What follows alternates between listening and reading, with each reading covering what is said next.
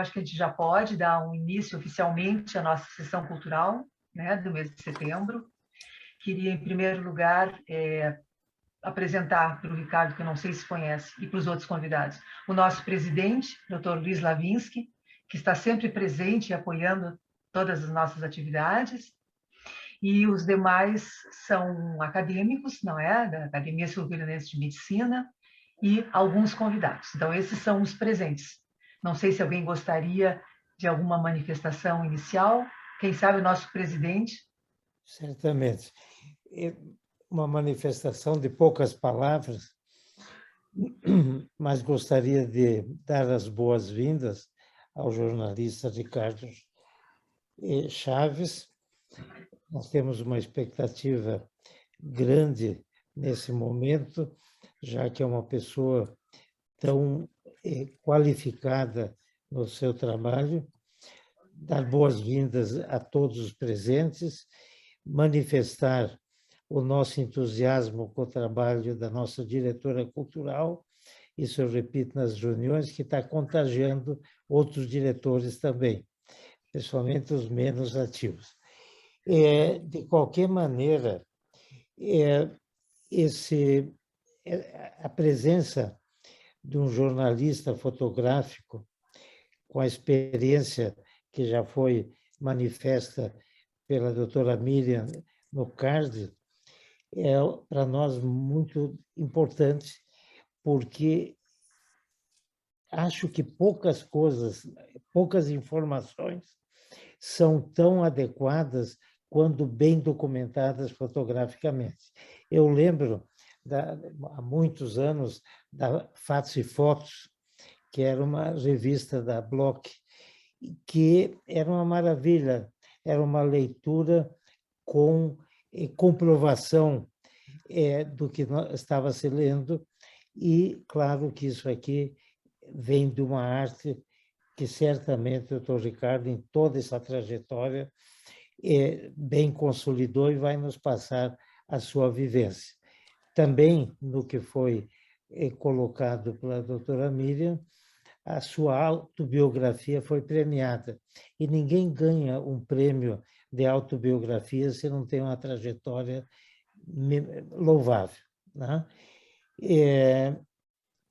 Se não bastasse todo o seu trabalho, que foi citado nos maiores órgãos de imprensa nacional, também se atém atualmente a resgatar informações do passado, com o almanaque gaúcho da Zero Hora, que também é algo muito louvável, porque muitas coisas importantes se perdem no tempo se não tem um trabalho jornalístico da qualidade do trabalho que ele vem tendo na Zero Hora.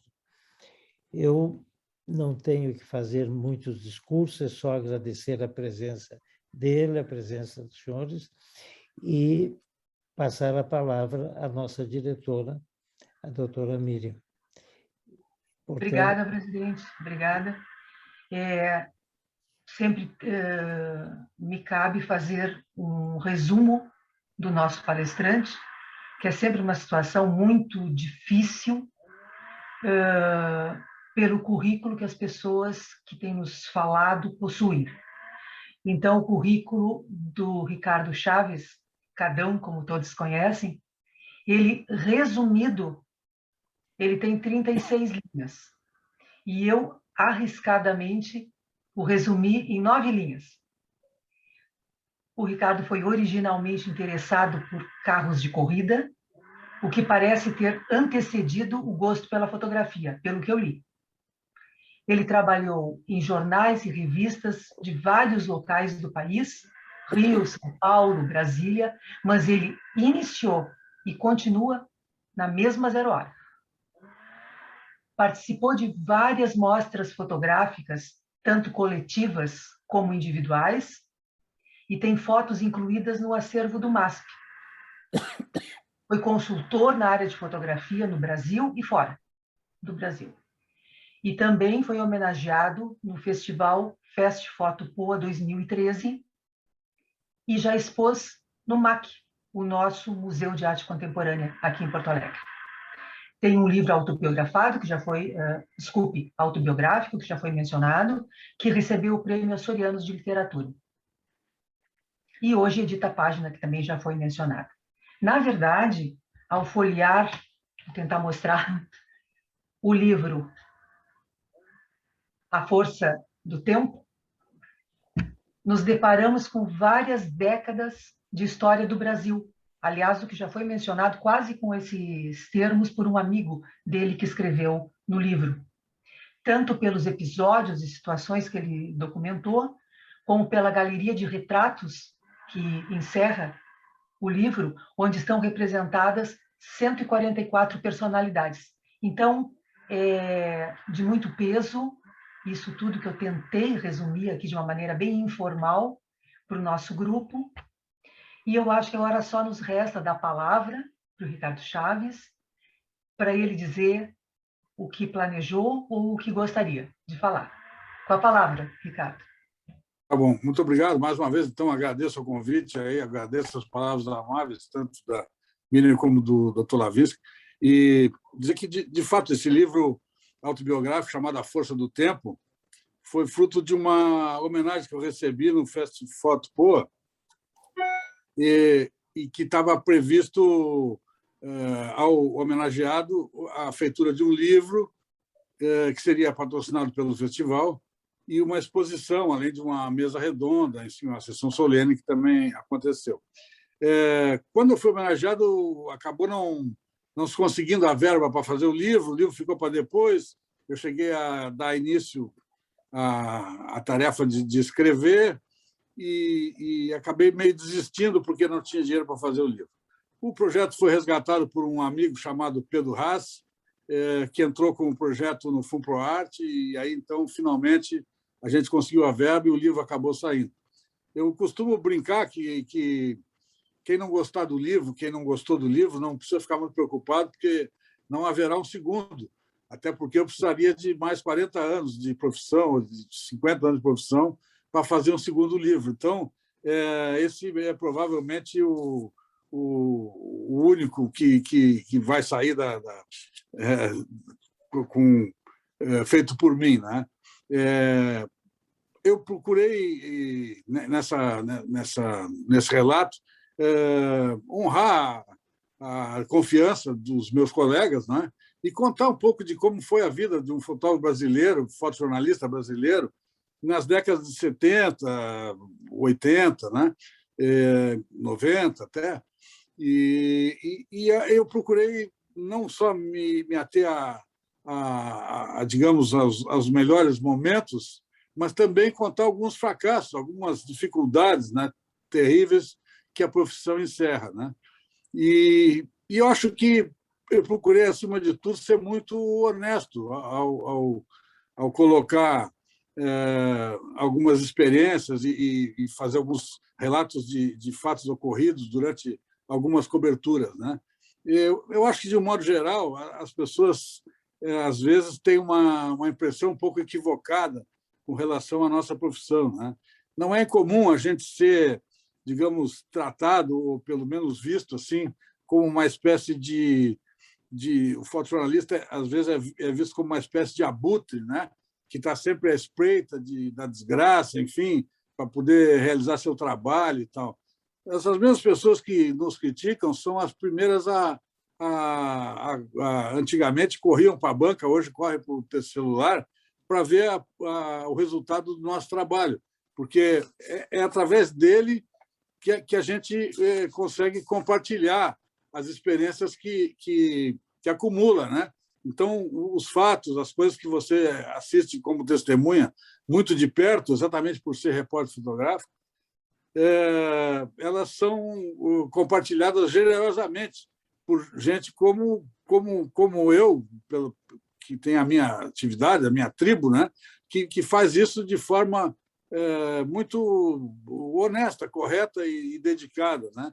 Então, eu convivo com essa incompreensão, entendo, mas tento sempre neutralizar e mostrar para essas pessoas que o nosso papel é realmente muito relevante, e graças à nossa dedicação que, principalmente no passado, hoje temos outros tantos meios de ficar sabendo das coisas, né, como a televisão, enfim, mas a fotografia teve um papel mais importante na imprensa quando não havia sequer a televisão, onde as revistas ilustradas, como a Fatos e Fotos, que o Dr. Lavinsky falou, outras mesmo, né, a Life, principalmente americana, a Paris Match e outras revistas, através delas que as pessoas tinham conhecimento de como as coisas aconteciam e como as coisas passavam. Mais remotamente ainda, a gente tem que lembrar que uma das primeiras maneiras de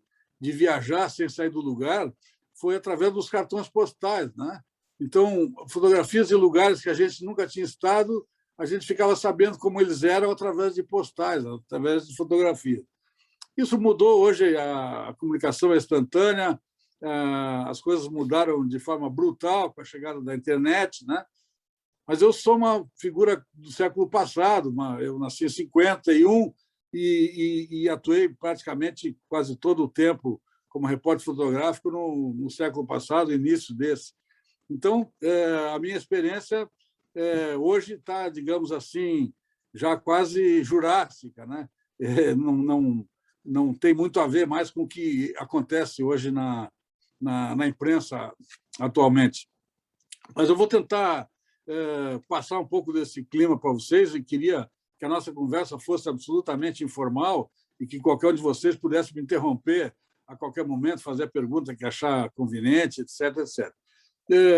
Para explicar o que a doutora Miriam falou, né, eu comecei, de fato, a me ligar à fotografia por causa dos carros de corrida.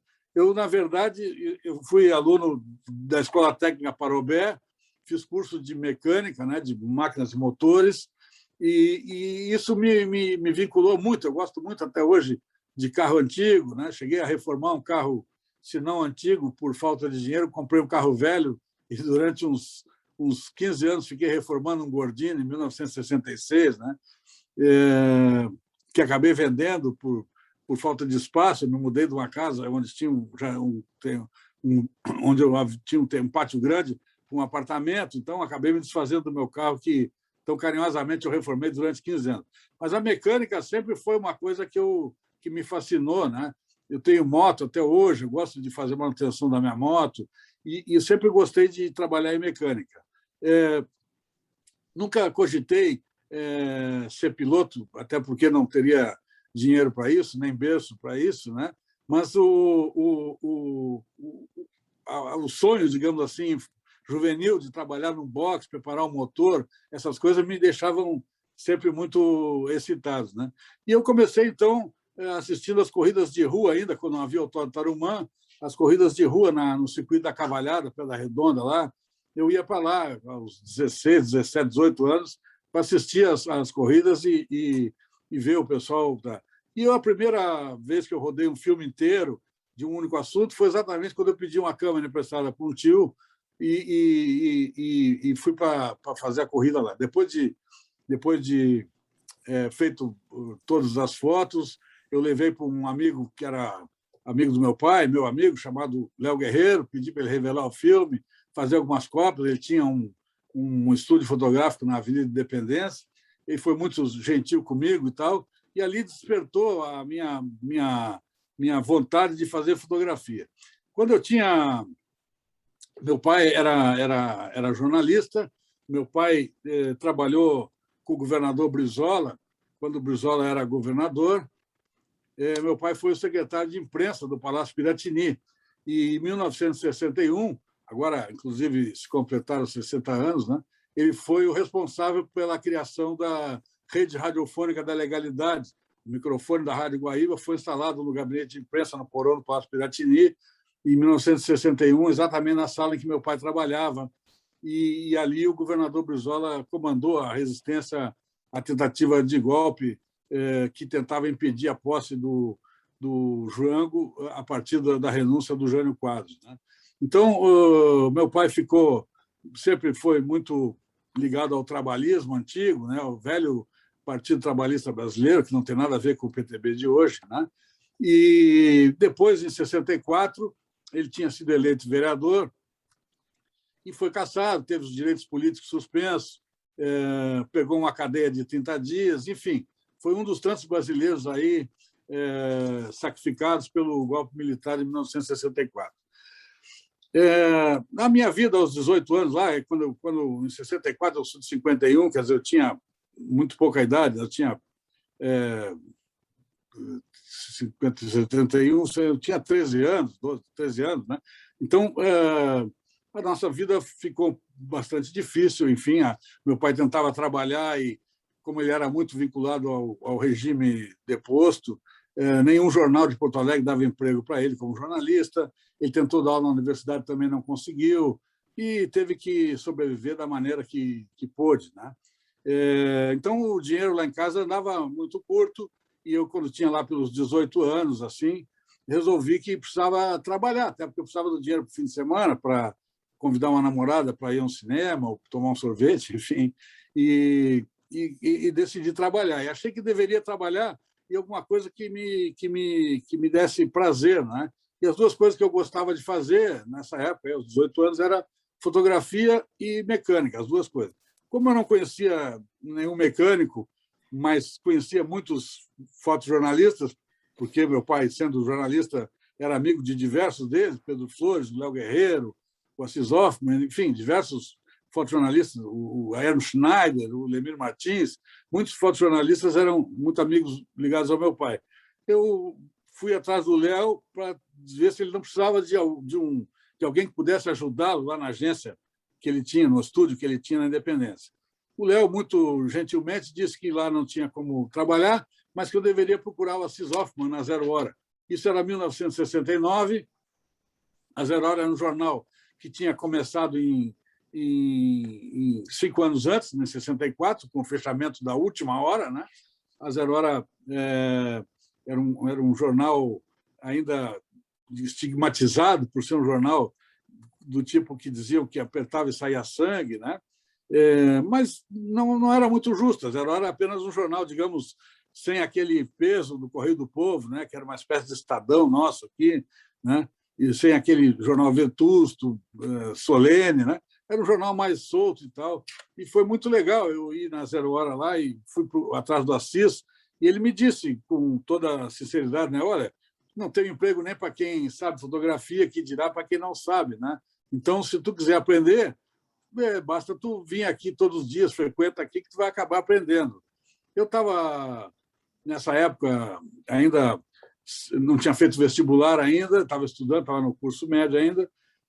Passei a estudar, estudava de manhã e eu já tinha saído do Parobé, estava estudando o terceiro ano equivalente ao científico no São Judas Tadeu, e comecei a ir todos os dias. Então, vinha da escola, que era de manhã, almoçava e ia para Zero Hora, onde eu ficava até 8, 9 da noite, todas as tardes, mesmo sem ganhar nada, e acompanhando o trabalho ali, vendo como é que os caras trabalhavam. Eventualmente saía junto com um fotógrafo, eventualmente apanhava uma câmera que estava numa gaveta ali para fazer uma reprodução de uma capa de um livro, uma capa de disco, para sair no jornal do dia seguinte, né?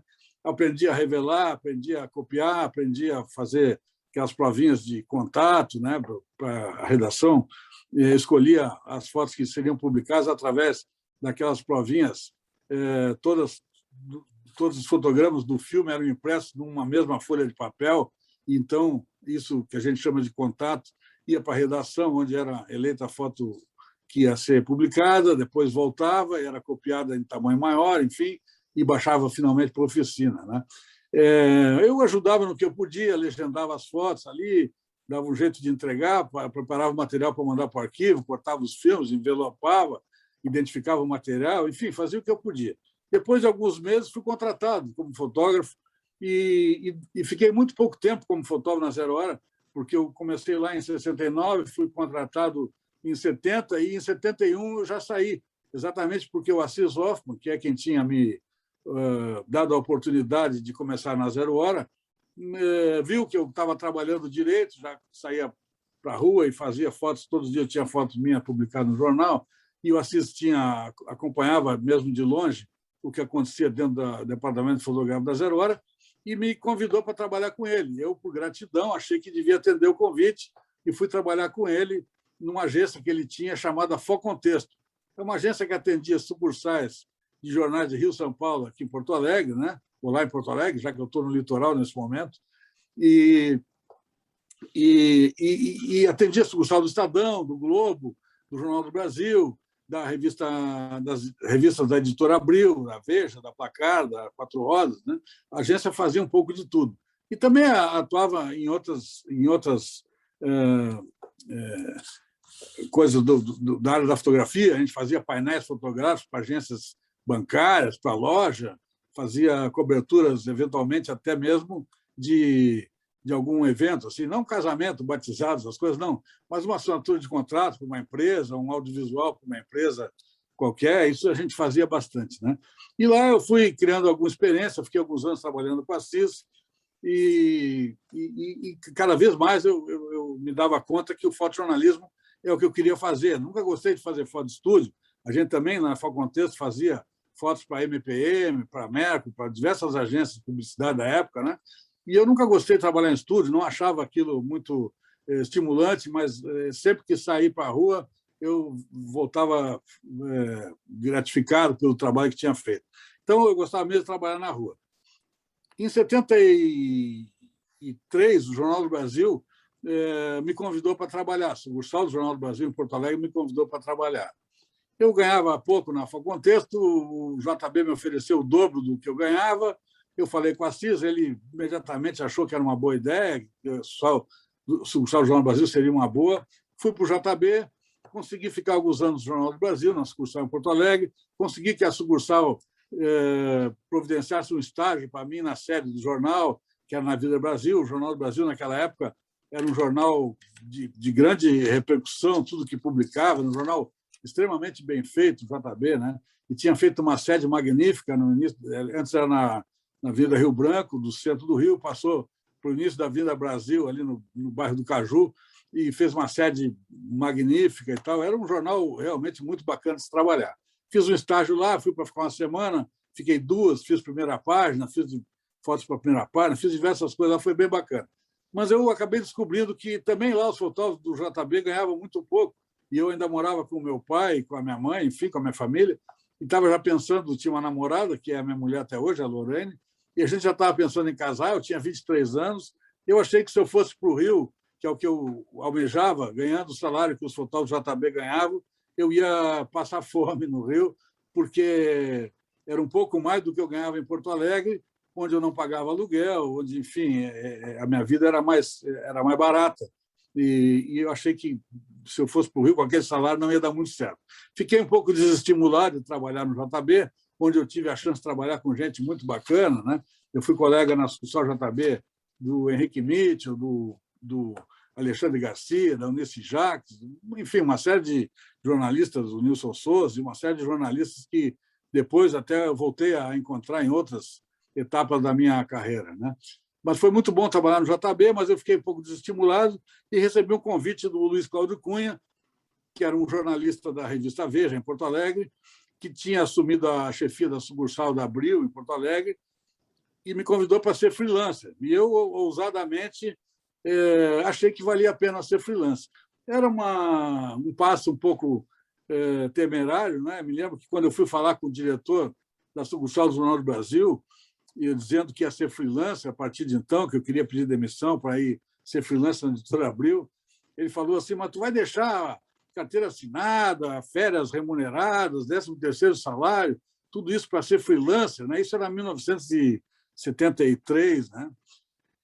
Eu disse: acho que vou, porque lá eu vou aprender mais, eu vou fazer fotos para revistas, né? Vou usar material, filme cor, aqui no JB é só preto e branco, e acho que vai se abrir outras portas por trabalhar uma série de revistas. Abril tinha mais de 30 publicações, né? Veja, Quatro Rodas, Placar, enfim, dezenas de publicações, Playboy, Cláudia, enfim. E eu falei: acho que vai ser bom, né? E ele falou assim: mas que idade tu tem? Eu disse: tenho 23 anos. Ele falou: tá na idade de fazer merda mesmo, vai que vai dar tudo certo, se é isso que tu quer, eu espero que dê tudo certo para ti. E eu fui, fiquei de freela alguns anos, 73 até 76, e em 76 eu fui convidado para para ser staff, né? Fui contratado pela Veja em Porto Alegre. O fotógrafo que era a Veja naquela época, a Abril naquela época, tinha 2 fotógrafos contratados em Porto Alegre, um exclusivamente para a revista Placar e outro exclusivamente para a revista Veja, e usava alguns freelancers para fazer o que sobrava de Veja, o que sobrava de Placar, e mais as outras revistas, eventualmente alguma entrevista para Playboy, alguma matéria para Cláudia, alguma coisa assim. Então, é isso que eu fazia como freelancer, né? E claro que eu... também é preciso salientar que, nessa época, a Editora Abril tinha um grupo de revistas técnicas que chamava Abril Tech, era uma divisão da Editora Abril, onde tinha diversos títulos desses que a gente encontra em gabinete dentário ou quando está aguardando para ser atendido em algum lugar, assim, aquelas revistas que a gente hesita em abrir, né? Então, os títulos eram Química e Derivado, Máquinas e Metais, Plásticos e Embalagens, Transporte Moderno, revistas muito técnicas que realmente não era muito gratificante trabalhar, né? Fotografar para Transporte Moderno um semi-truque feito pela Randon, lá em Caxias do Sul, ou fotografar um parafuso, ou fotografar um tubo de cola novo que a Quimicinos estava lançando para a indústria do calçado. Quer dizer, eram fotos muito técnicas e pouco gratificantes. Mas como eu fazia sempre futebol para Placar, porque sempre o fotógrafo da Placar estava ocupado num jogo do Inter ou do Grêmio, eu fazia o outro time gaúcho que era importante, todas as rodadas a gente cobria os 2 times, né? E eu, eventualmente, o fotógrafo da Veja viajava, eu ficava cobrindo as coisas para a Veja, publicava na Veja. Lá em 71, eu já estava publicando na Veja como freela da Falcontexto, e depois, como freelancer, em 76 em diante, passei a publicar mais constantemente ainda, né? E me gratificava muito essa coisa. Quando eu fui contratado para trabalhar na Veja, bom, aí ficou mais fácil ainda, eu não me dedicava às outras revistas, me dedicava exclusivamente à Veja. E a própria Veja me convidou em 1981, depois da gente ter feito diversas matérias de muito êxito aqui, entre as quais aquela investigação sobre o casal Lilian Celiberti e Universido Dias, que é um casal que foi sequestrado em Porto Alegre e entregue para as autoridades uruguaias, né? A gente trabalhou bravamente naquele assunto investigativo, né? Onde as autoridades mentiam sem parar e a gente teve que descobrir cada detalhe de como é que as coisas tinham se processado no submundo da Operação Condor, né? Que era uma associação de repressão, que havia um acordo não oficial entre os países do Cone Sul, né? E acabou aquilo repercutindo muito. O Luiz Cláudio Cunha, que era o chefe da sucursal, e o Scalco foram convidados para trabalhar em São Paulo. O Luiz Cláudio foi para Brasília, o Scalco foi para São Paulo, e eu fiquei aí em Porto Alegre. E assim que a Veja me convidou para ir para a sucursal do Rio, em 81, eu achei que devia aceitar o convite. Mais uma vez, eu e minha companheira, já com uma filha de não tinha muita idade ainda, era bastante criança, fomos para o Rio de Janeiro, em 81. Fiquei na Veja, trabalhando no Rio de 81 até 84. Conheci pessoas fantásticas, trabalhei numa sucursal com jornalistas incríveis, aprendi demais no período que eu fiquei no Rio de Janeiro, né? Tive a oportunidade de fazer muitas viagens bacanas e cobrir muitos eventos importantes. E fiquei na Veja da sucursal do Rio entre 84 e 88. Em 88, eu já estava um pouco cansado da Veja. A Veja começou a processar algumas mudanças que não me agradavam muito. Já tinha saído o Mino Carta, que era um jornalista que tinha admiração da redação, vieram outros, enfim, a revista estava um pouco tirana em relação aos funcionários, tratava mal a gente, o clima era meio pesado. Eu fui convidado para ir para São Paulo para ser subeditor de fotografia na revista Isto É. A Isto É, na época, tinha abrigado diversos jornalistas que tinham sido da Veja, que também tinham saído da Veja por estar descontentes com o clima que havia na redação. E eu fui um desses jornalistas que tinha militado na Veja, e o pessoal lembrou de mim. Eu tinha dito já que eu estava meio descontente no Rio, da Veja. Estava pensando até em pedir demissão, mas seria difícil ficar vivendo de freela no Rio de Janeiro, né? Freelance. e daí achei melhor aceitar o convite que me veio para ser subeditor de fotografia da Isto É em São Paulo, em 88. Fiquei na Isto É de 88 até que a revista foi vendida, e fomos nós todos demitidos. Foram 90 e tantos jornalistas demitidos no mesmo dia, né? A revista não fechou porque o título foi vendido para o Domingos Alzugaray e para o Mino Carta, que tinham sido os criadores da revista, e na época que eu trabalhei, a revista era da Gazeta Mercantil. Já tinha sido do Grupo Moreira Salles, depois da Gazeta Mercantil, e a Gazeta acabou finalmente devolvendo a revista ao Mino e ao Domingos Alzugaray, que tinham criado a revista, e se tornou, então, a revista, talvez vocês lembrem, durante o período ela passou a se chamar Isto É, Senhor. Na época que ela era Isto É, era da Gazeta e eu trabalhava lá. Quando ela passou a ser Senhor, ela passou a ser da editora do Domingos Alzugaray, e os jornalistas todos foram, entre eles eu, fomos todos demitidos. Eu estava em São Paulo, ia fazer freelancer, porque não tinha outra alternativa.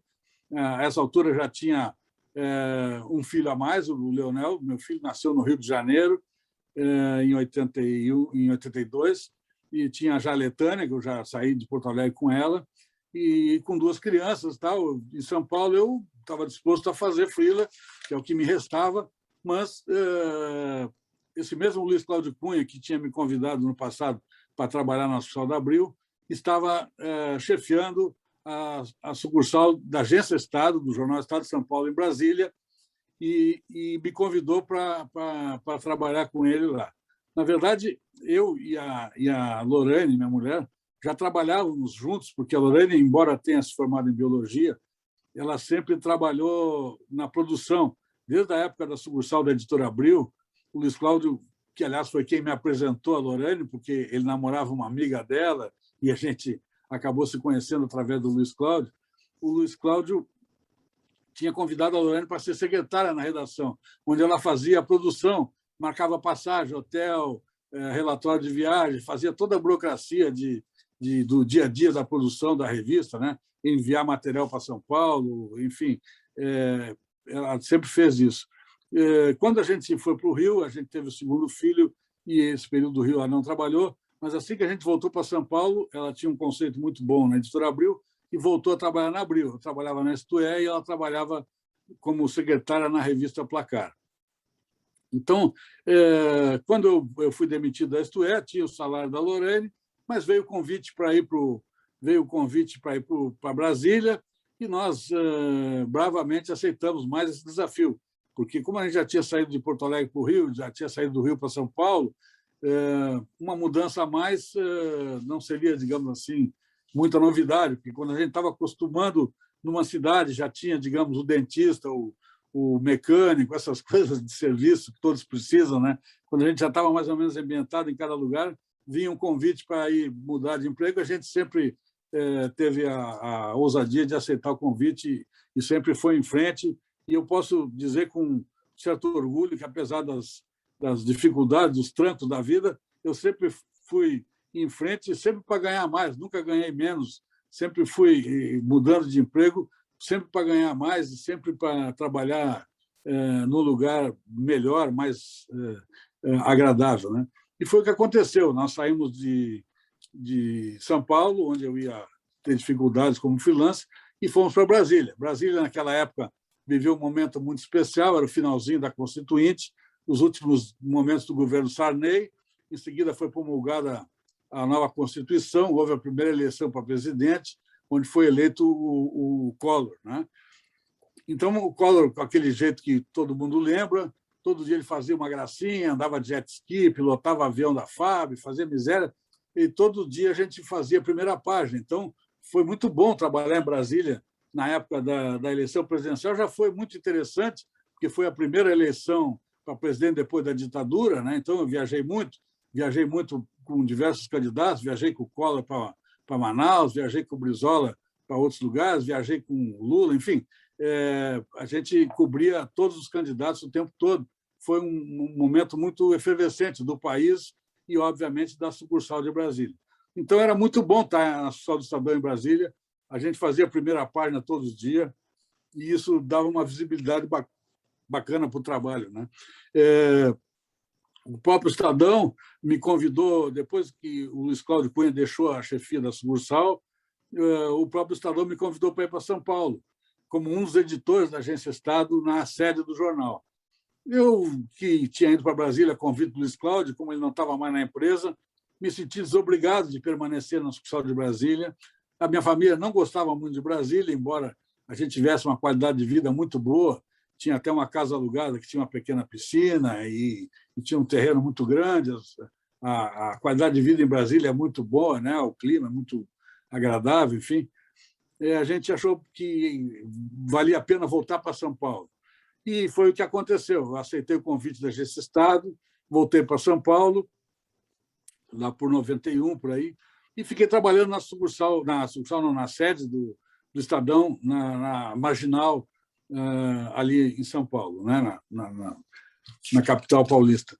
E foi um período bacana, mas durou pouco, porque um ano e pouco, 2 anos depois, o diretor do Estadão, que era um cara chamado Augusto Nunes, foi convidado para vir dirigir a Zero Hora. Para minha surpresa, eu achei que nunca um jornal, até por conhecer o bairrismo nosso, né, de nós gaúchos, achei que dificilmente um dia um jornal de Porto Alegre seria comandado por um paulista, né? E foi o que aconteceu. O Augusto foi convidado para vir dirigir a Zero Hora e habilidoso que era, ele, na época, me lembro que na época que a gente tinha sido contemporâneo na Veja, ele tinha o apelido carinhoso de senador, porque ele era exatamente o cara que intermediava as necessidades da redação com a direção da revista. Ele era muito habilidoso, enfim. O Augusto, talvez por saber do bairrismo brutal que acomete os gaúchos, achou uma boa ideia chegar em Porto Alegre escoltado por alguns nativos, né? E convidou o Eduardo Bueno, Peninha, que todos vocês conhecem, convidou o Zé Onofre e convidou a mim para chegar junto com ele. Nós éramos todos gaúchos, o único paulista mesmo era o Augusto. Foi muito interessante a chegada. O Augusto teve uma participação importante na Zero Hora, tomou diversas iniciativas corretas e passado um tempo, o desgaste natural como diretor, enfim, acabou ele voltando para São Paulo e eu sou o último remanescente. Agora o Peninha também está de volta trabalhando, fazendo uma coluna, mas eu, do grupo que veio em 92 para dirigir a Zero Hora, eu, como editor de fotografia, me mantive até uns 5, 6 anos atrás. Eu fui o editor de fotografia do jornal. Já cheguei de volta a Porto Alegre como editor de fotografia e me mantive durante 20 anos como editor de fotografia da Zero Hora. Na Zero Hora também tive oportunidades muito interessantes, né? Uma das coisas que mais eu prezo na minha profissão é a oportunidade de conhecer pessoas e lugares, e eu fiz isso largamente durante toda a minha trajetória, né? E a Zero Hora continuou me proporcionando isso. Eu e o Marcelo Reck, que era o principal repórter, depois virou diretor de redação com a saída do Augusto, fizemos diversas matérias, né? Nós fomos juntos à Rússia, nós fomos juntos ao Vietnã. Aliás, o Vietnã eu fui com o outro colega, que foi o Elisiário Goulart Rocha, porque nós passamos no Vietnã vindo da cobertura do Grêmio contra o Ajax do Japão, no Mundial de Clubes. Então, o Vietnã não foi com o Marcelo. Mas com o Marcelo, eu tive chance de ir à Rússia, tive chance de ir à Antártida, tive chance de ir a Moçambique, tive chance de ir a Cuba. Eu viajei muito, né? E quando as mudanças da internet começaram a se aprofundar e os fotógrafos começaram a ser instados a fazer vídeo também, tudo isso, eu achei que a profissão começou a ficar um pouco sem graça, né? Até porque as fotografias começaram com o advento da internet, as fotografias começaram a chegar na redação sem que precisasse os fotógrafos ir até os lugares.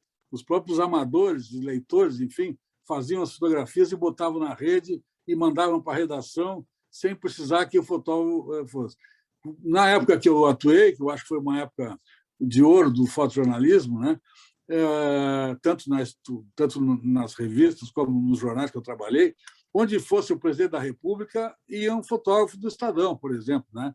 Então, eu tive a chance de ir com o Sarney para a China, eu tive chance de ir com o Collor para Nova York, para os Estados Unidos, enfim, eu viajei muito, né? Eu fiz a Copa do Mundo da Espanha para a Veja, em 82, depois eu fiz a Copa do México em 86 para a Isto É, depois eu fiz a Olimpíada de 2000 para Zero Hora. Então, sempre tive muitas oportunidades, né? E com o negócio da internet, começou a não precisar ir fotógrafo mais, né? A Zero Hora, por exemplo, tradicionalmente tinha um fotógrafo que acompanhava pelo menos o Inter e o Grêmio, sempre, onde fosse, né? Ou numa excursão para o internacional, ou num jogo qualquer em qualquer cidade do interior do estado, a gente sempre estava junto. Hoje já não vai ninguém, ou se usa uma foto da própria assessoria de imprensa do clube, ou se compra uma foto de uma agência ou de alguém que está sempre disposto a ceder, às vezes gratuitamente, uma fotografia para publicar no jornal. Então, eu acho que o jornalismo, nesse aspecto, perdeu muito e começou a ficar pouco interessante, né? E, mais do que isso, os meus velhos colegas fotógrafos da antiga, como eu, começaram digamos assim, a serem pressionados, a serem substituídos por gente mais jovem, com um perfil mais contemporâneo, mais ligado às redes sociais, mais ligado ao celular, mais ligado à possibilidade de fazer vídeo. E os fotógrafos começaram a ter que fazer simultaneamente fotografia e vídeo. Eu achava isso uma coisa um tanto absurda, porque achava que não era possível fazer as duas coisas com qualidade, né? Eu sou de uma época em que a fotografia não se comparava ao vídeo, não por ser melhor ou por ser pior, apenas por ser diferente, né? E continuo achando que a fotografia exatamente pelo fato dela congelar o momento, ela traz uma contribuição muito diferente do vídeo, né? Na medida que o leitor é que decide quanto tempo quer ficar vendo aquela fotografia, examinando ela. Então, sempre tive um carinho muito grande pela fotografia. Acho que ela é uma maneira extraordinária de se comunicar. Acho que o vídeo já depende da edição, já depende do ritmo de alguém que edita. O leitor não tem tanto domínio sobre o que está vendo. Enfim, são meios diferentes, não que um seja melhor que o outro, mas, digamos assim, a virtude da fotografia se constata, por exemplo, quando é necessário o slow motion para que se perceba, por exemplo, um gol, né, em que quadro a quadro a gente consegue acompanhar a ação do tempo, a coisa se desenrolando, o fato se desenrolando, e o que é o slow motion, se não uma sucessão de fotografias, né? Então, eu acho que começou a não haver muito esse entendimento de qual era a vantagem da fotografia em relação ao vídeo, porque cada uma das maneiras tem prós e contras. Mas eu me dedicava à fotografia e gostaria de continuar fazendo fotografia. A partir desse momento, eu achei que seria demitido a Zero Hora. Eu também não queria substituir alguns fotógrafos da antiga por gente mais jovem e mais inexperiente, mas com esse perfil mais contemporâneo, que eu até entendia que era necessário naquele momento. E achei que seria demitido, jogo jogado, já tinha mais de 20 anos como editor de fotografia, mas, para minha surpresa, o diretor de redação, que é esse mesmo Marcelo Reck, que tinha me acompanhado em tantas viagens, falou para mim, me ofereceu o Almanaque Gaúcho, né? Quem fazia o Almanaque antes era um querido colega chamado Olir Zavascki. O Almanaque foi criado por um outro companheiro chamado Antônio Goulart, que vive ainda, mas não está mais na Zero Hora. O Olir ficou sabendo que estava com câncer de pâncreas e morreu em 3 meses, né? Saiu para fazer uns exames e não voltou mais. E quando o Olir morreu, ficou aquele vácuo no Almanaque Gaúcho. O pessoal da direção já estava querendo, provavelmente, me tirar da fotografia e me ofereceram o Almanaque. Eu que sempre fui ligado à imagem, achei que estava recebendo uma espécie de prêmio de consolação e fiquei tentado a não aceitar o convite no primeiro momento, né? Porque, enfim, eu achei que, se eu gostava de fotografias, tinha me convidado para vir para a Zero Hora como editor de fotografia, não tinha por que, de repente, eu ficar numa função de editor de texto, né, que não era a minha praia. Embora, já há algum tempo, o pessoal da direção tinha me pedido para contribuir uma vez por mês, fazendo uma coluna sobre fotografia no Caderno de Cultura.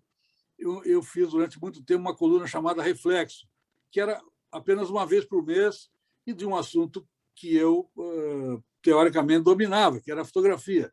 Então, se morria um fotógrafo famoso, ou se um evento como a morte da Lady Di, que envolvia o comportamento dos fotojornalistas, em que ficaram muito cobrados, né, por terem, talvez, precipitado o acidente ao perseguir a princesa, enfim, em momentos assim delicados, sempre o pessoal da redação me pedia para escrever alguma coisa. E eu sempre estava disposto e sempre escrevia. Então, escrever não era exatamente, digamos, uma novidade. Embora eu fosse um cara de imagem, eu já fazia alguns textos, fazia essa coluna uma vez por mês. Enfim, quando eles me convidaram para o Almanac, eu achei que não era muito a minha praia, achei que não devia aceitar, cheguei a negar no primeiro momento, mas o Marcelo me chamou na sala dele e falou: meu, deixa de bobagem, aceita esse negócio aí, porque não queremos que você vá embora, a gente gosta de ti, e o que tu precisa? Precisa de alguém para te ajudar, a gente bota um garoto a mais ali para te ajudar no Almanac, tu não vai ficar sozinho, o que tu precisa? Eu fiz meia dúzia de exigências, sei que dá para chamar de exigência, né? Pedi para não entregar a câmera do jornal, que eu tenho até hoje, né? Para poder continuar fotografando para o próprio Almanac. Não queria abrir mão de ter uma câmera em meu poder. Ele disse que não tinha problema nenhum, que, enfim, satisfez todas as minhas poucas exigências. E eu comecei, falei, então vamos fazer uma experiência, né? E comecei no Almanac Gaúcho. Procurei fazer um almanac um pouco diferente do que era antes, né? Na medida que eu fui tomando o pé da coluna, eu comecei a procurar não mergulhar tão fundo no tempo, procurei ficar mais ligado às coisas que aconteceram não num passado tão remoto, em que as pessoas ainda estivessem vivas para poder, digamos assim, lembrar, porque você fala do Império, não tem ninguém vivo para lembrar do Império, embora tenha relevância histórica, não é discutível, mas é muito mais fácil se você fala uma coisa que aconteceu nos anos 60, nos anos 50, está cheio de gente viva aí que diz, eu me lembro, eu estava lá, meu pai participou, eu vi, eu assisti, eu sei do que estão falando. Então, acho que as pessoas passaram a se identificar mais com o Almanac, porque eu comecei a usar muito essas coisas, não de um passado muito remoto, mas relativamente mais recentes, né? Até porque eu acho que um garoto pode fazer o Almanac Gaúcho como pode fazer praticamente qualquer coisa. Hoje a moçada é muito competente e muito esperta, né? Então, acho que um garoto poderia fazer o Almanac.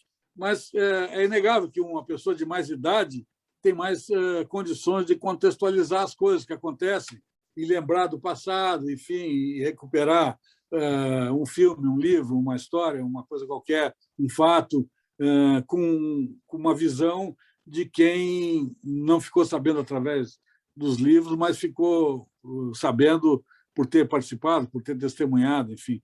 Então, eu acho que a minha experiência no Almanac, se é que dá para dizer que é exitosa, e eu já estou fazendo isso há algum tempo, também se deve um pouco a essa minha decisão de fazer o Almanac desse jeito. O Almanac também, preciso dizer, ele era mais picado, né? Ele era feito de diversas notinhas, né? E eu achei que aquilo era menos interessante, porque ficava muito pílulas, assim, e eu achei que se a gente usasse aquele espaço maior, ele já é naturalmente picado, né? Tem a poesia, tem as efemérides, tem o Santo do Dia, tem o 30, 40, 50 ali, mas eu achei que se o espaço maior aquele fosse dominado por um único assunto, poderia-se usar 2, 3 fotografias, poderia-se contar uma história ali com mais detalhes e com mais profundidade, e comecei a usar aquele espaço todo para abordar um único assunto, fazendo um almanac um pouco diferente do que era antes, que era um almanac mais picado, feito de notinhas menores, né? Então, acho que é mais ou menos isso, a minha trajetória aí, não sei se eu já foi suficientemente maçante para vocês ouvir esse currículo aí, mas isso é a minha vida, é isso que está no livro A Força do Tempo, onde eu conto com alguns detalhes, alguns desses episódios da minha trajetória aí. Não sei se alguém quer perguntar alguma coisa, senão eu continuo. Eu gostaria.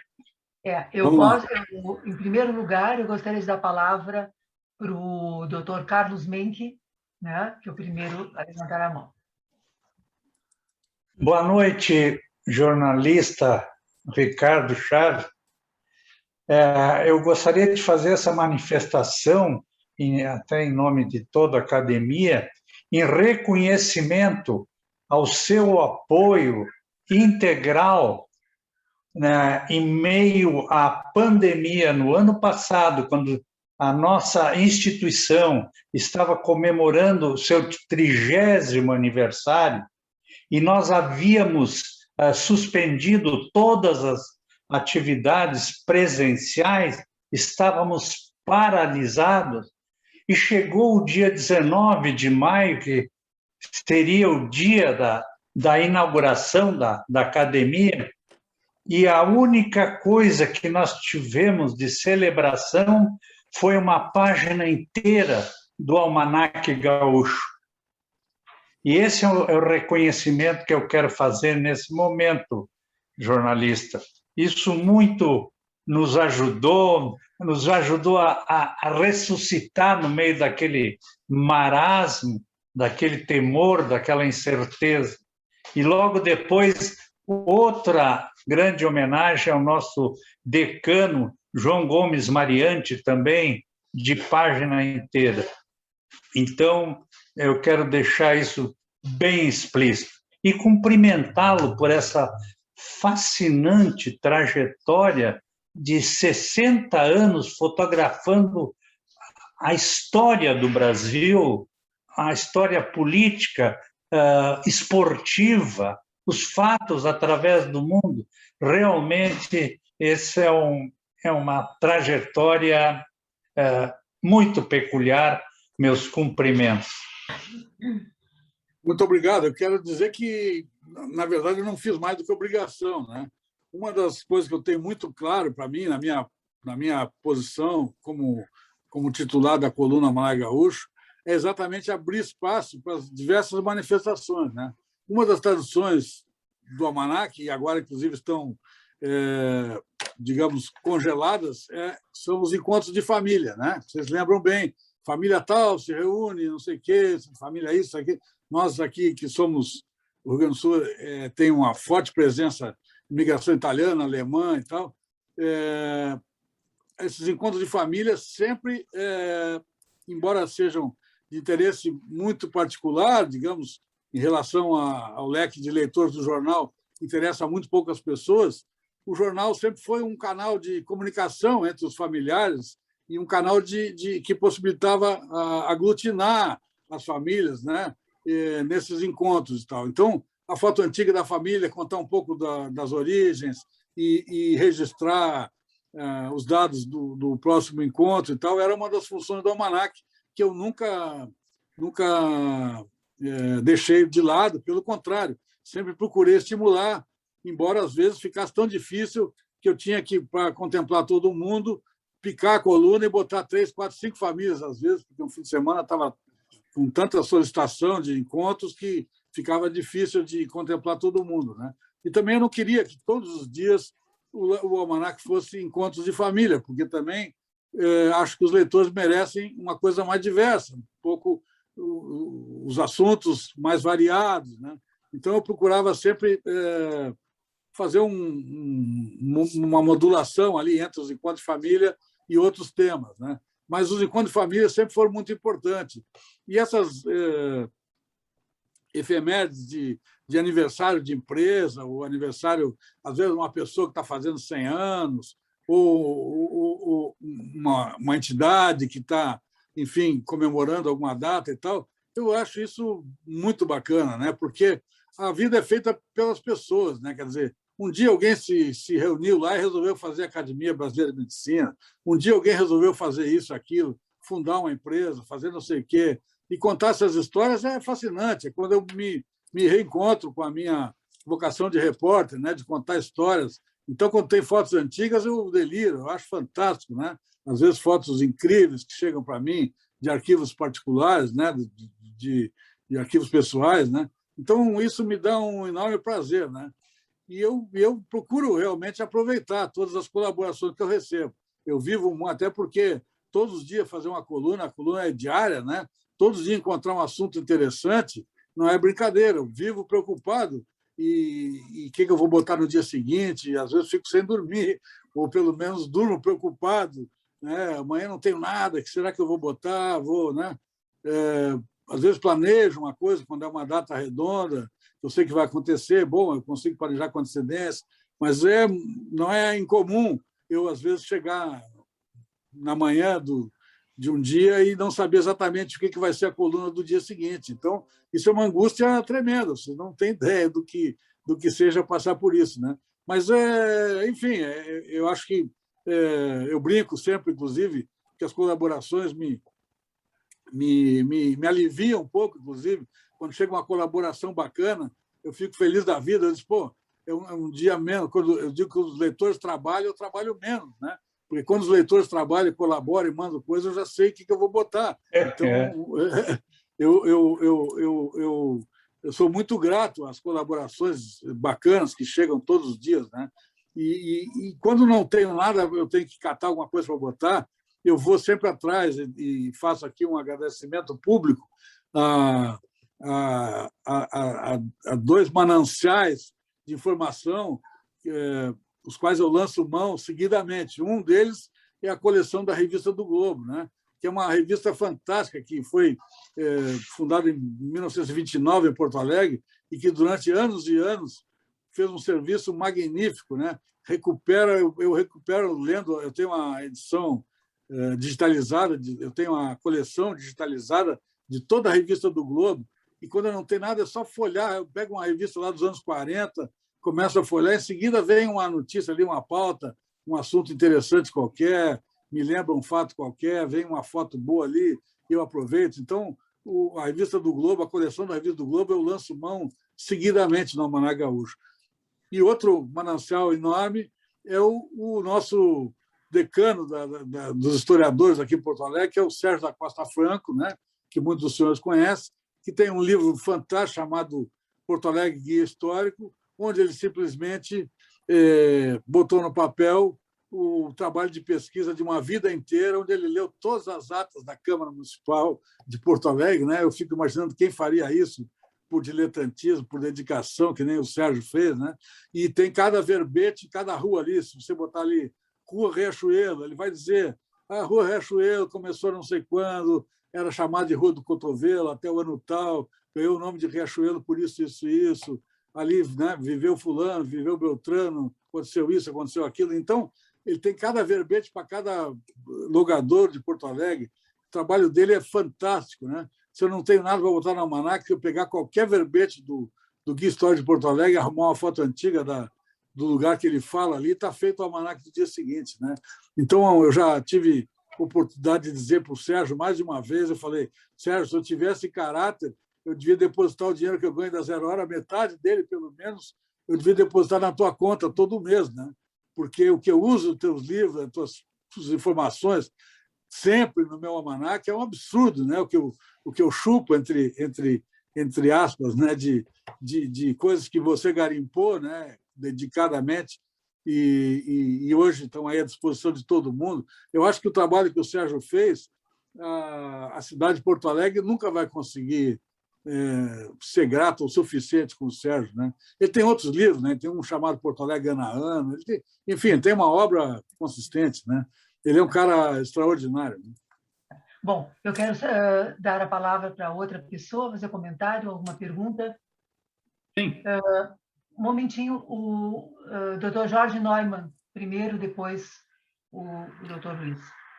Depois Germano e depois eu. Tá bom. Obrigado, Neumann, Miriam. por favor. Obrigado. Essa é uma trajetória fantástica do nosso jornalista, Ricardo Chaves. É bonito ouvir esse caminho todo. E a gente tem paixões na vida, né? Uma das minhas, alguns aqui sabem, a fotografia. Então, eu fico mais admirado ainda pela tua trajetória, Ricardo. E o que eu queria dizer, indo direto, a gente costuma, quando gosta de uma área, gosta de um assunto, acabar escolhendo ídolos ou pessoas que a gente gostaria de de imitar, de chegar até onde essas pessoas chegaram.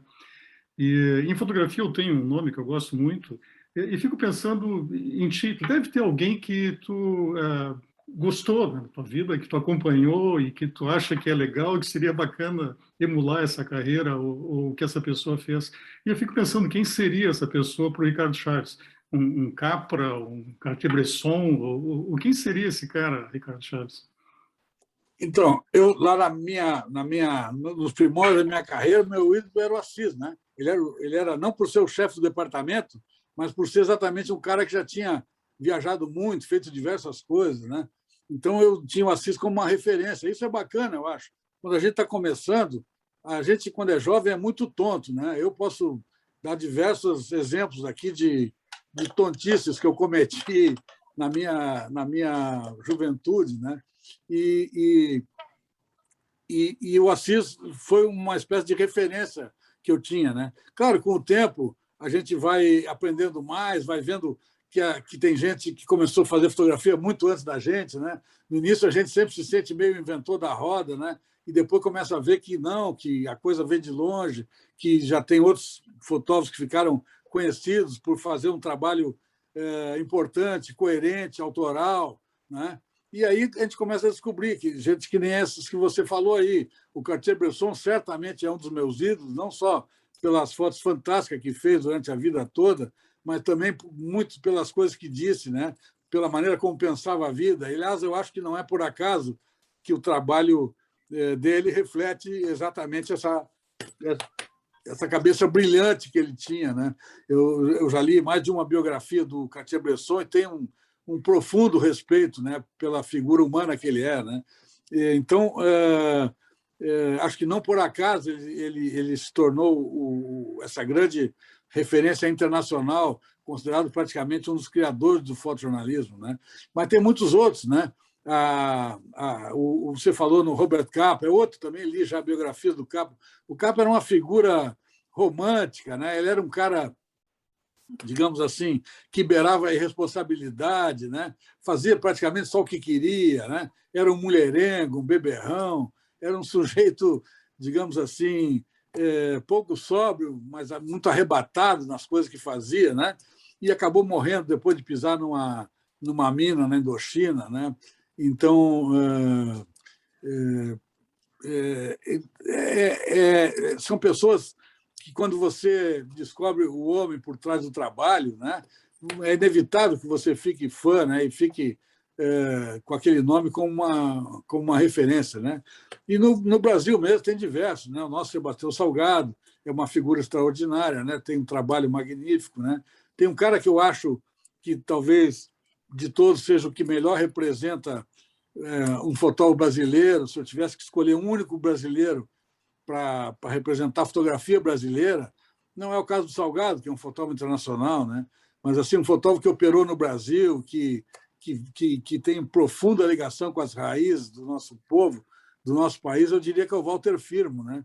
O Walter Firmo é uma figura incrível. O Walter Firmo é um poeta, embora tenha trabalhado em jornalismo a vida toda, trabalhou na Veja, foi meu colega, a gente trabalhou junto, é uma figura de uma sensibilidade inacreditável, Walter Firmo.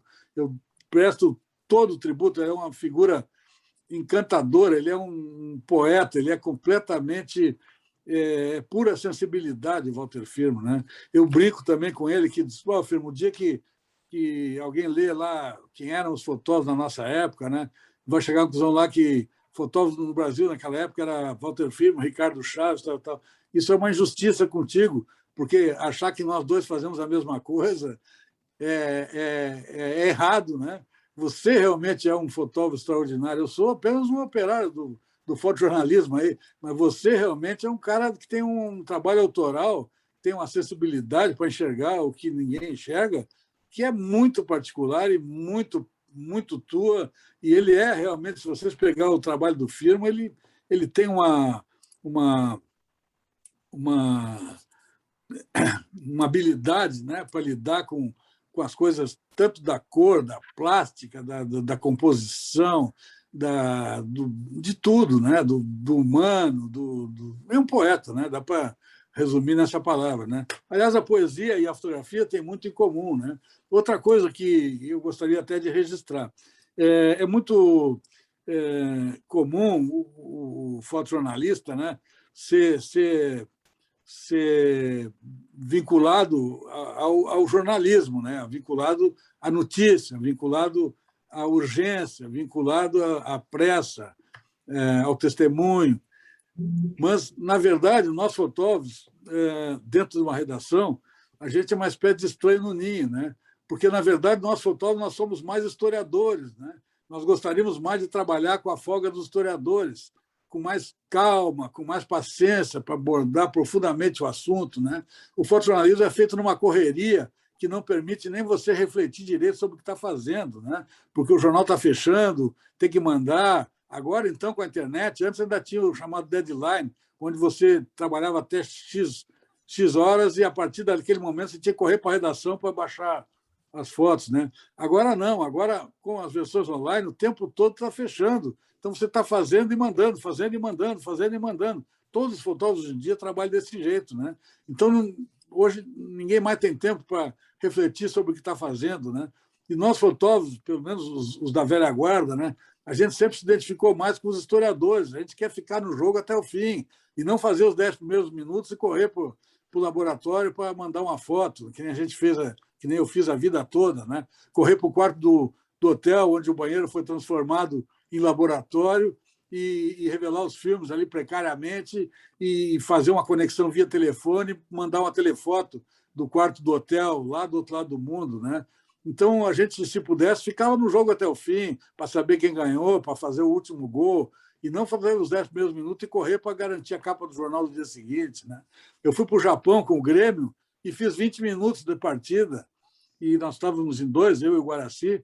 Então, quer dizer, eu atravessei o mundo, eu fui para o outro lado do mundo, fiz 20 minutos de jogo e corri para o hotel, levando meus filmes e os filmes do Guaraci, para revelar os filmes e começar a transmissão das fotos, inclusive com a foto do Grêmio posado, que seria o pôster, no caso de Vitória, que acabou não acontecendo, porque o Grêmio perdeu nos pênaltis, né?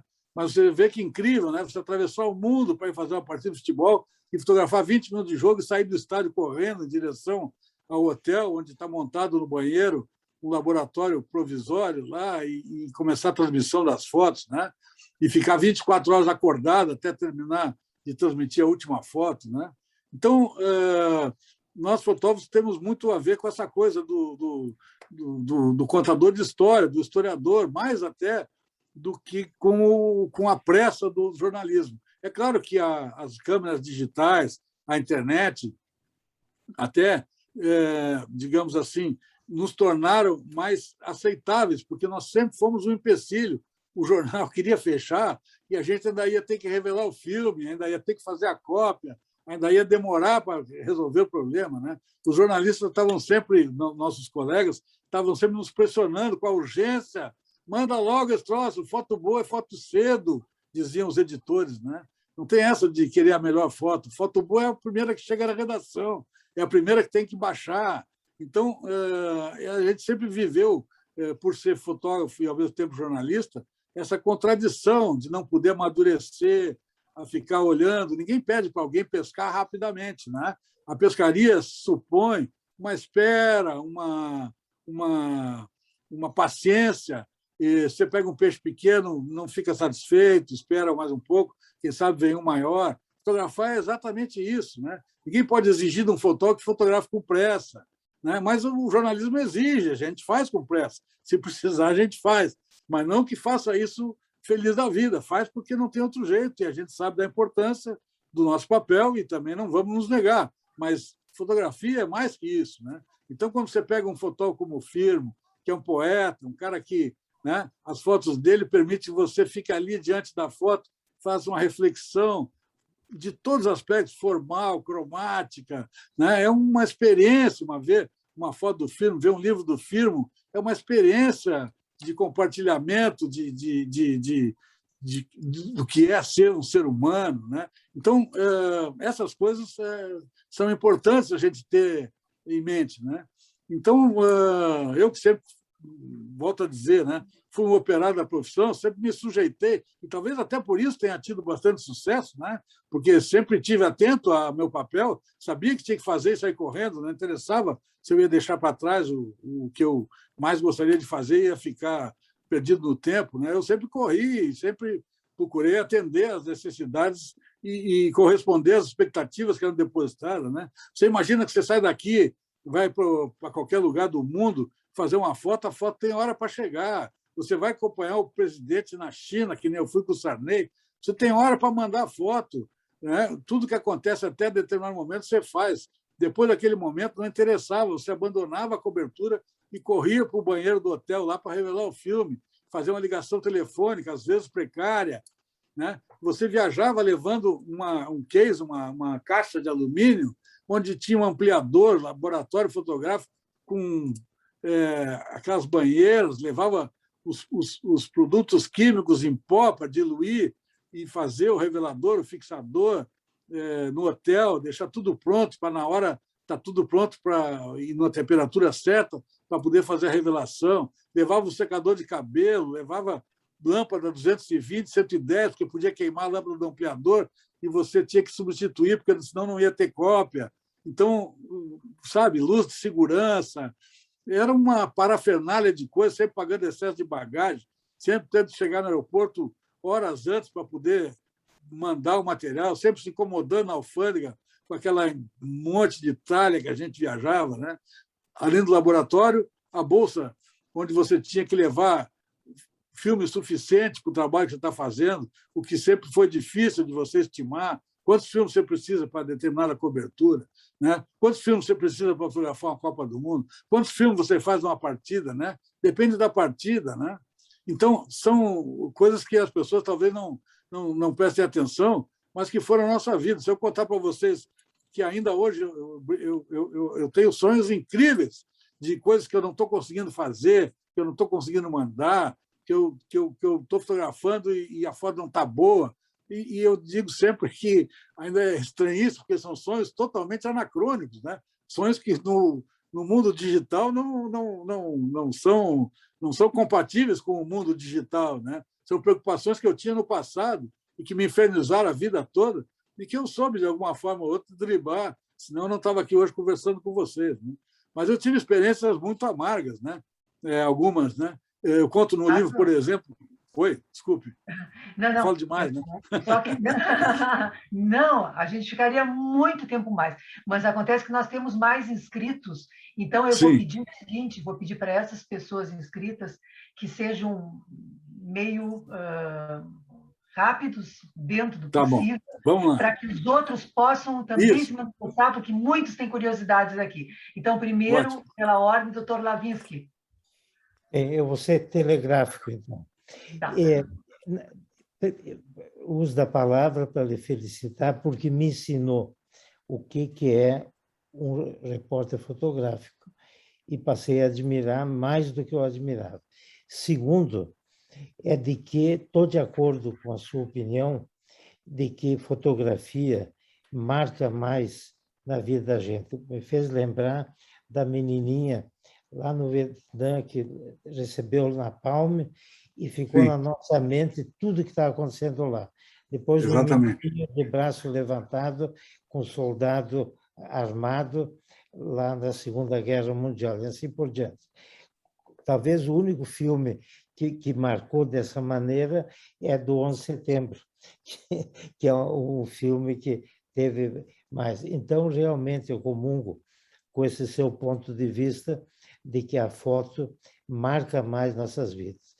E, por último, eu lhe felicito por ser protagonista da história, porque nessa movimentação de vida que descreveu, a história não passou de lado, só teve parte dela, e isso é um privilégio.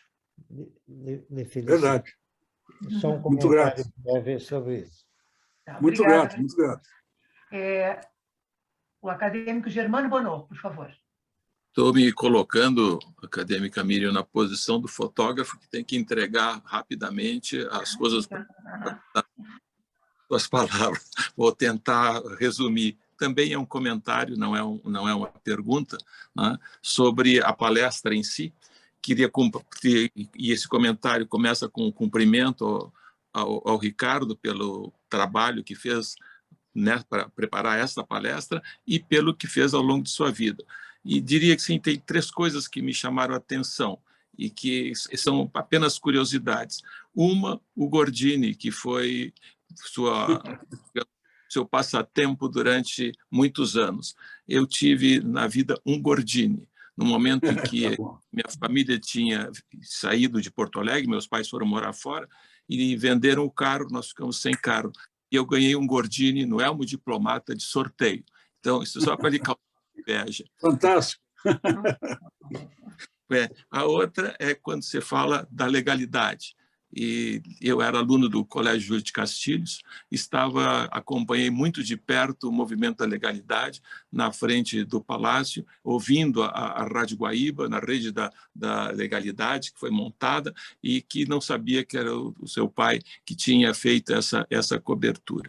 E o terceiro ponto é em cima de um dos colaboradores que o senhor tem, eu até vou chamar de Ricardo, que se me permite, que é bem mais moço que eu, claro. Que tem um dos seus, que é o Inácio Nap, que volta e meia e traz alguns aportes na Rua da Rua Pelotas, e perto onde o pai dele. Eu morei na floresta ali, Luiz Alberto, sim. Isso, morei 20 anos ali, e cada vez que eu leio parte ali, eu relembro essa parte da minha juventude e os tempos em que ali tomando uma Coca-Cola no barzinho do Luiz Alberto. Ele fala sempre na tua família, sempre.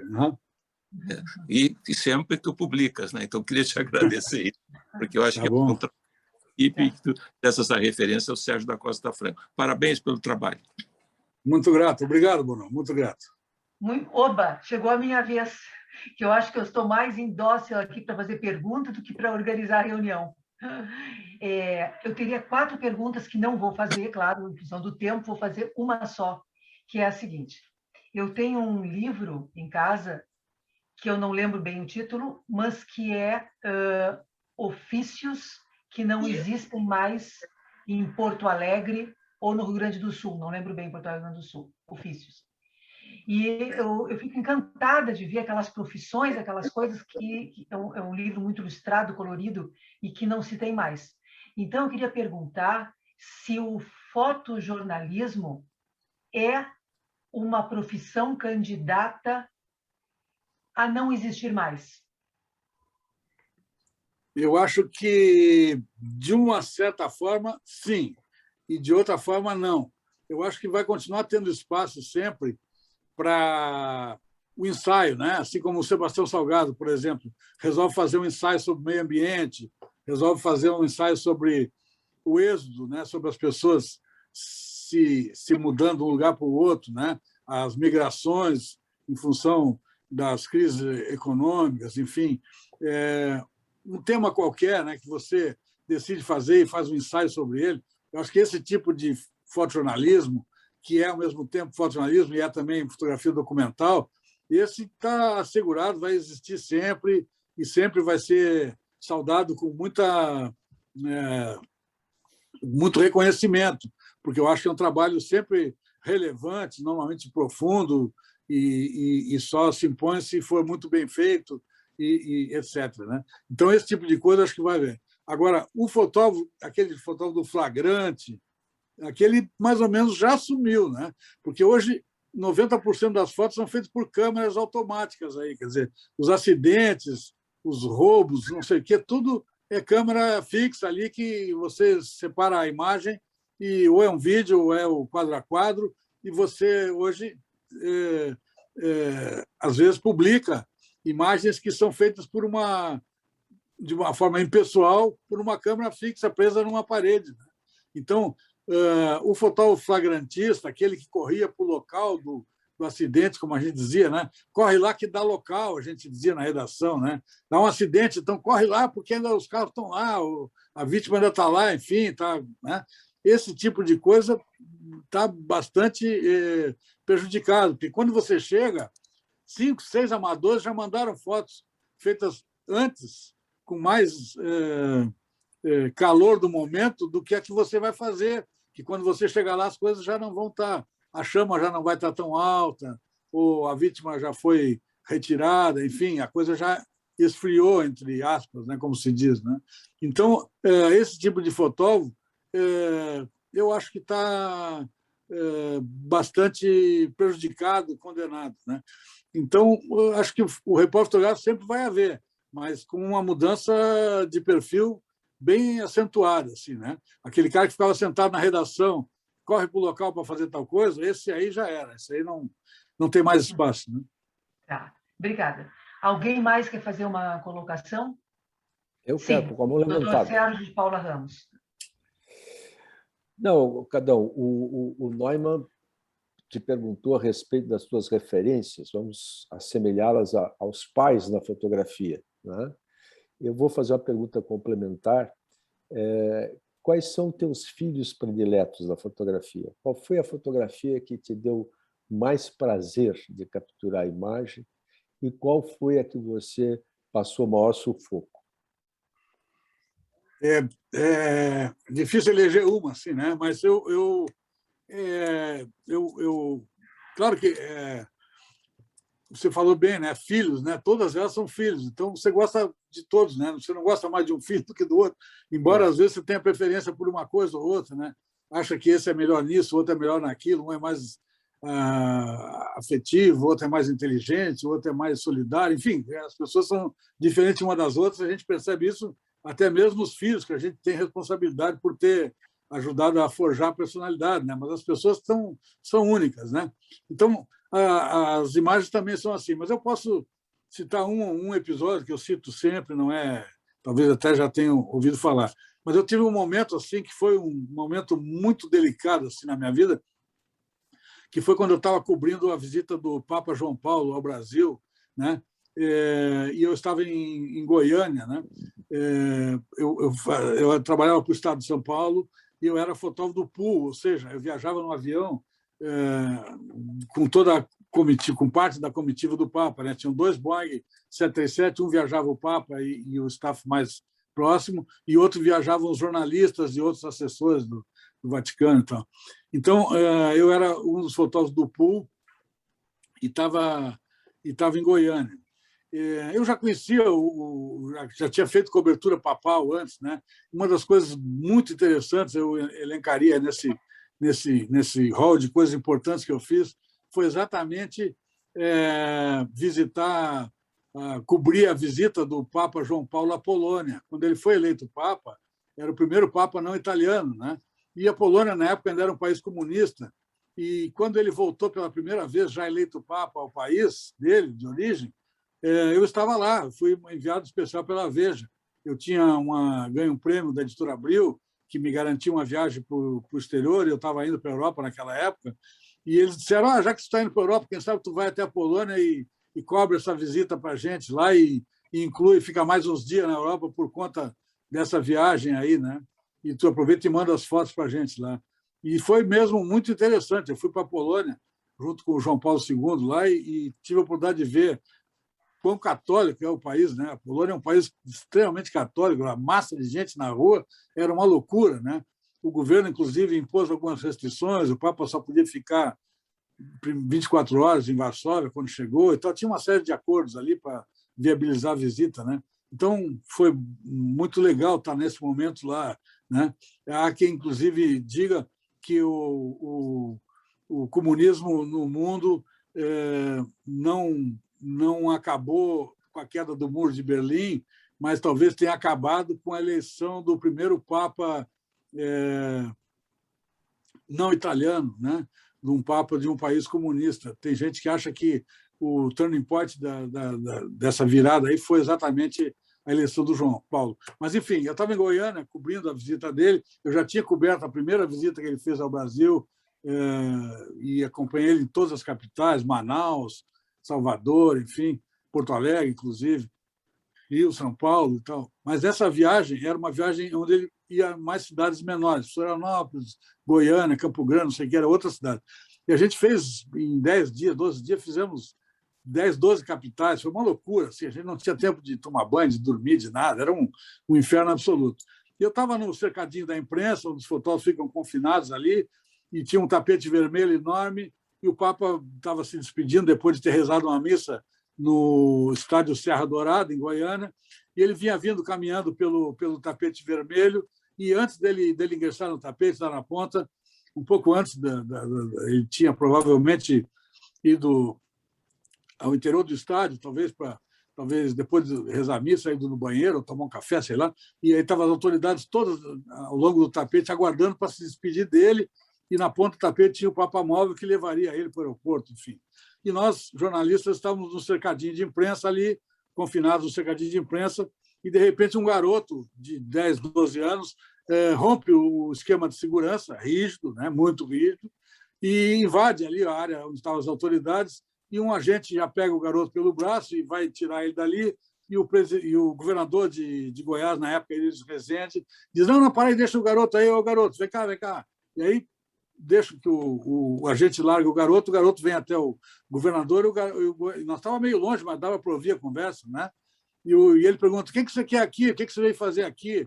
Aí o garoto, na sua ingenuidade, fala, eu quero ver o Papa, eu quero pedir um presente para ele, eu quero pedir uma bicicleta para o Papa.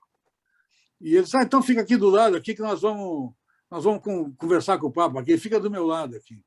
E a gente ficou naquela expectativa ali, o garoto maltrapilho, né, de calção, a camiseta furada, uma sapatilha dessa chinesa preta, com a ponta do dedão saindo para fora no furo, as pernas todas enlameadas, um garoto de rua, né? Chamava-se Reduzino, um garoto de 12 anos. Né? E o garoto ficou ali ao lado do governador, que era o último da fila, e eu botei uma lente curta, assim, uma teleobjetiva curtinha, e fiquei examinando, né, os detalhes assim da roupa do garoto e da roupa das autoridades, todo mundo de sapato polido, roupa nova, e o garoto ali maltrapilho, sujo, né?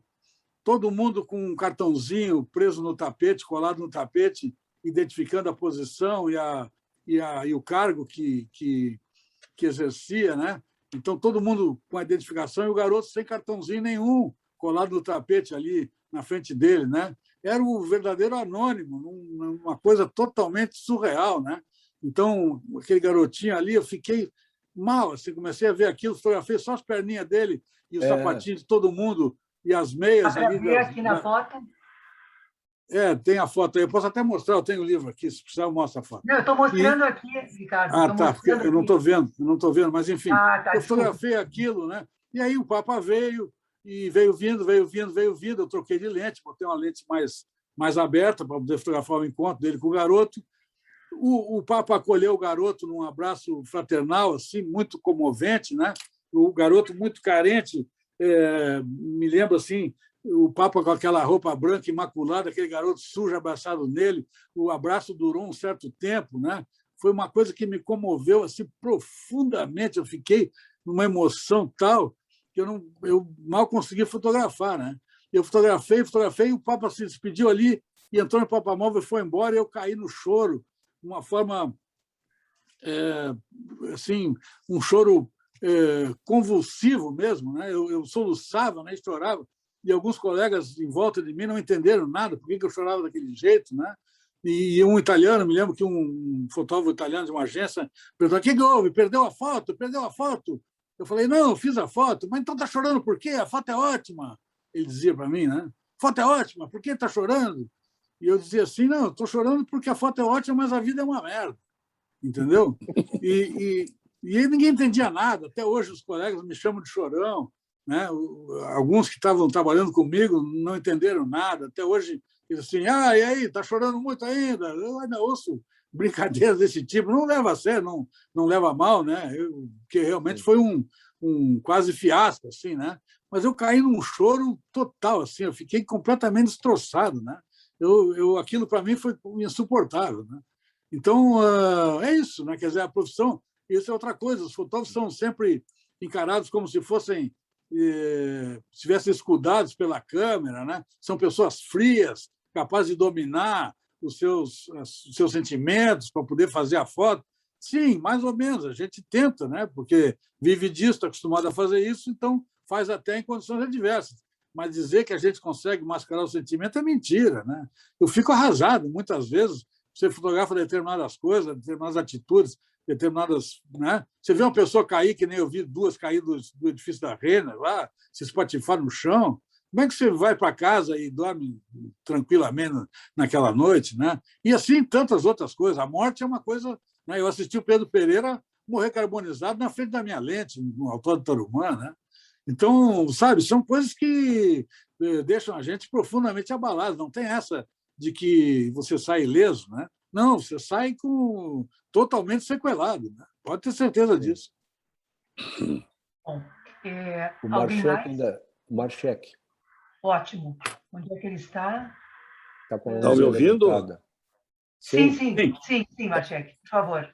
Bom, não, eu, na verdade, vou fazer só uma pequena frase, né, para dizer que eu fiquei muito encantado com a conferência feita pelo Ricardo Chaves, mas ele é o meu fotógrafo repórter predileto, Ramos, que eu acho que é uma maravilha como fotógrafo. Muito obrigado. Marchek, nós não entendemos o que você falou porque a tua internet estava ruim. Deu uma truncada. Repete só o nome do fotógrafo, por favor. Eu não entendi. É o próprio. O Marchek, do que eu pude... O meu fotógrafo médico predileto é Sérgio de Paula Ramos. Eu não tinha entendido. Que é o melhor fotógrafo médico que eu conheço. Tá bom. Tá bom? Tá bom, é justo. O melhor fotógrafo médico, né? Tem médico, não repórter, médico. Tá? Bom, pessoal, tá feito mesmo. Eu acho que foi uma reunião muito boa, as pessoas muito interessadas. O nosso palestrante de hoje se saiu extremamente bem, eu só tenho a agradecer a ele a receptividade que teve ao meu convite, a disponibilidade em responder os comentários e em contar pedaços da sua vida. Então, assim, eu quero agradecer muitíssimo ao fotógrafo Ricardo Chaves e quero agradecer a todos os colegas que ficaram até agora aqui desfrutando desse período de congraçamento e aprendizado. Então, muito obrigado a todos vocês e boa noite.